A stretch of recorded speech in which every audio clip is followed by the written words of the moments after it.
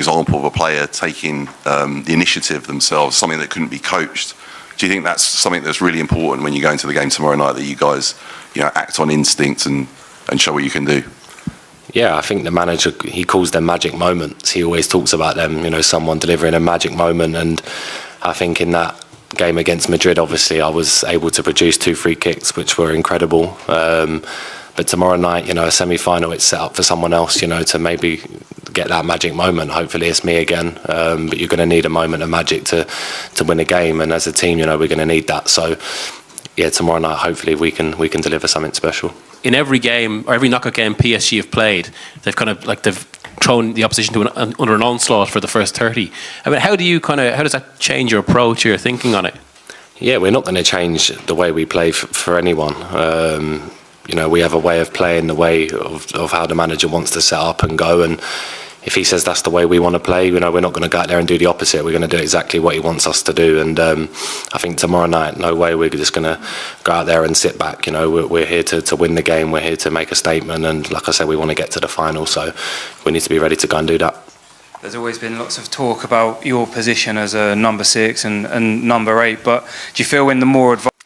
Yeah, I've been really enjoying it. I think this season I've played the majority of games at number 8. Obviously playing with Thomas, it's allowed me to be, that more box-to-box role. And I thoroughly enjoyed it, It gives me a bit more freedom to roam around the pitch, get in the box, also do my defensive duties as well. So, yeah, I'm quite lucky. Obviously Thomas is there, that he sits in front of the back four and he lets me roam up and down. But, yeah, I'm really enjoying that position at the minute. I'm sure the fans sing "We got him half price" about you now. I mean, but there was a lot of talk about the price tag when you came in. You must be very proud about how that conversation just completely changed now. Yeah, for sure. I think it's just my job at the end of the day. I don't take too much notice about price tags and what I got bought for. Obviously, I can't control that. It's just me playing football, and I suppose it was the price West Ham wanted. But yeah, I think I knew when I come to this club that I could be consistent, I could be available to play games. Obviously, I've reached 100 the other day already in 2 seasons, and yeah, I just want to keep doing the best for this team. And like I said, I'm sure I will. And we've got such a good group, such a good manager. So now's the time to deliver. Team's leader Martin Ødegaard, the captain, has had, by his standards, he said himself, not his best season at Arsenal. How has he been, outside of what we've seen, still as a leader for you off the pitch as a captain, and how important is that role for him and you in the group? Yeah, he's incredible. He's our leader, he's our captain. He trains every single day. He plays every minute of every game. He's one of the best lads I've seen away from the pitch in terms of how he lives his life. He's got the full respect to the dressing room, the way he demands, the way he drives the team, the way he speaks. You wouldn't see him as that type of character, but he really is behind the scenes. And he's been amazing for us. I wouldn't want anyone else being our captain, and I think the lads, feel the same way about that as well. Obviously, everyone has a dip in form. I've had dip in forms before. It doesn't matter, because he can deliver on the biggest stage, and tomorrow night I'm sure he will. So, yeah, we're ready, and we're always with Martin because he's one of our best players. We are a win away from being the champion in the semi-final. We're in the most beautiful cities in the world against a great opponent. It doesn't get much better than that. We are here to make history. We have a big opportunity tomorrow. We bring a result that gives us so much clarity about what we have to do. A lot of learnings from the first leg as well, and how small the margins are between the 2 teams. The result, in my opinion, should have been very different to that one. So tomorrow, another opportunity to prove that and earn the right to be in the final. Okay, we'll go to Alex from the BBC. Hi, Mikel. Hi. You just said there you're here to make history and take this team to the Champions League final, but does it feel like it is your biggest game as Arsenal manager? Yeah, one of the most beautiful for sure. I mean, again, 1 win away from being in the final. We cannot ask for anything else. Is now, let's not do the talking. Let's do it tomorrow on that pitch at 9 p.m. when the game starts.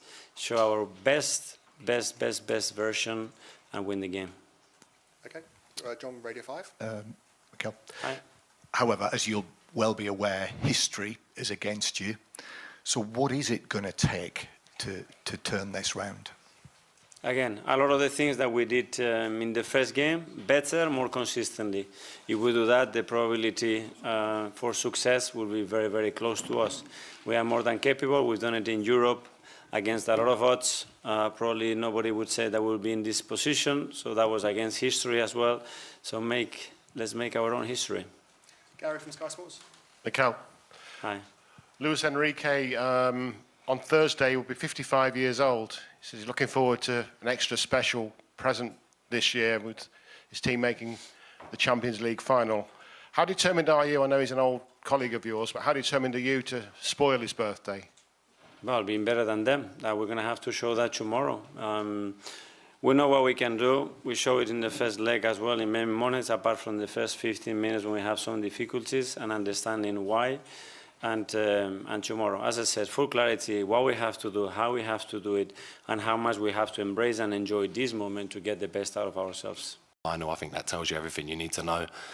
I think the manager spoke to us. Us as a group of players know what we can achieve tomorrow night, and it's a game of football, you know. We can go out there and we can achieve something great for this club, and that's what we want to do. You know, we obviously know we're 1-0 down, but we have full belief, full positivity that we're going to go out there and win tomorrow night. Our second group game of the Champions League, we beat them 2-0, and it was the same team other than Dembele and Kvaratskhelia. Everyone else started and we beat them.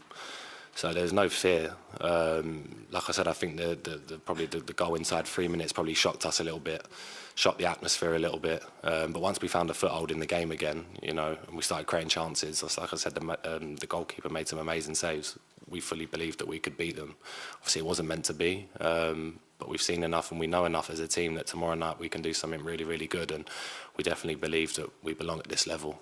Was that one of the hardest nights that you think, you and also the team? I mean, I think PSG are probably the best team I've seen in Europe this season, so they've been an outstanding team, aren't they? Was that a really difficult night for the team, and how do you feel in the end you came through it? No, not really. I think the first 15 minutes, I think the early goal probably shocked us a little bit, and it took us probably 15, 20 minutes to get a foothold in the game.